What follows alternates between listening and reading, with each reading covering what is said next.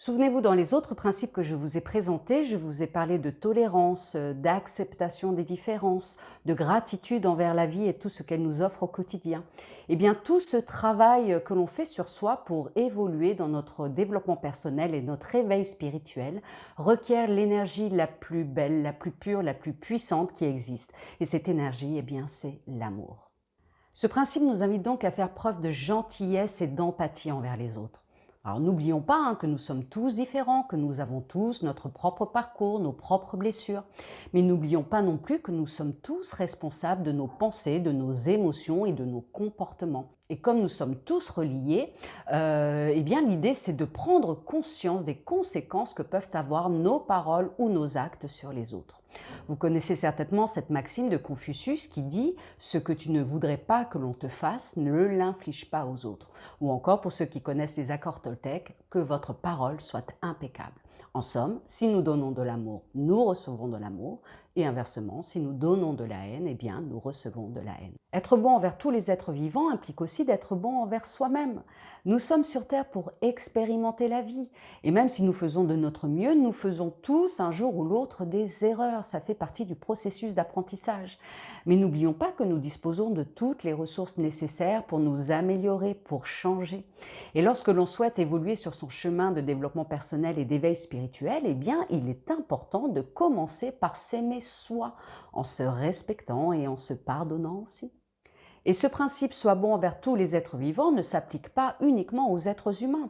Il nous invite à respecter la nature qui nous entoure, les animaux, les végétaux, et à prendre conscience que notre présence sur Terre n'est pas plus légitime que la leur. Bien au contraire, sans eux, nous ne pourrions pas vivre. Nous respirons grâce aux végétaux, nous pouvons nous nourrir grâce aux produits de la Terre et même grâce à certains animaux dont c'est le rôle, mais à condition que ce soit fait dans le respect de l'écologie et de la biodiversité et non dans un esprit de surconsommation et donc de gaspillage. Ce principe nous invite aussi à prendre conscience que ces autres êtres vivants ne sont pas des objets de décoration ou de plaisir éphémère. Pour ce qui est des végétaux par exemple, pourquoi ne pas opter pour une plante qu'on va aider à grandir et à s'épanouir plutôt qu'un bouquet de fleurs coupées finalement destiné à faner? Pour ce qui est des animaux de compagnie, lorsque l'on prend un chat ou un chien, c'est un véritable engagement que l'on prend envers lui. On s'engage à le nourrir, on s'engage à le soigner, on s'engage à jouer avec lui, à lui donner de l'amour et ça jusqu'à la fin de ses jours. Et au même titre qu'avec les autres êtres humains, eh bien, lorsque l'on donne de l'amour à un animal, eh bien, en retour, on reçoit de l'amour. Cet amour que nous portons en nous dès notre naissance pâtit malheureusement des épreuves que nous traversons au cours de notre existence. Nous éprouvons de la colère, de la peur, de la rancœur, de la tristesse et ce sont toutes ces émotions qui nous déconnectent de l'amour et des beautés de la vie. Travailler sur les 5 principes du Reiki a donc pour objectif de nous reconnecter à notre essence première et donc à traverser toutes les épreuves de la vie avec amour. Ce qui fait que lorsque nous sommes dans l'amour, nous pouvons maîtriser notre colère et exprimer notre mécontentement avec détachement et respect. Lorsque nous sommes dans l'amour, nous trouvons toutes les ressources pour nous détacher de pensées et d'émotions polluantes pour vivre pleinement le moment présent.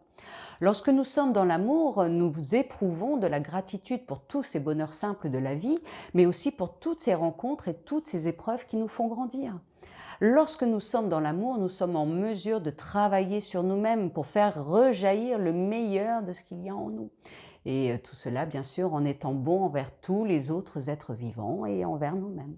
Alors je sais, ce n'est pas facile, c'est d'ailleurs le travail de toute une vie, mais lorsque l'on parvient à le faire un petit peu chaque jour, eh bien au fil du temps, on se reconnecte à notre essence première et on se sent beaucoup plus serein, beaucoup plus confiant, beaucoup plus positif et ça maintenant on le sait, le positif attire le positif.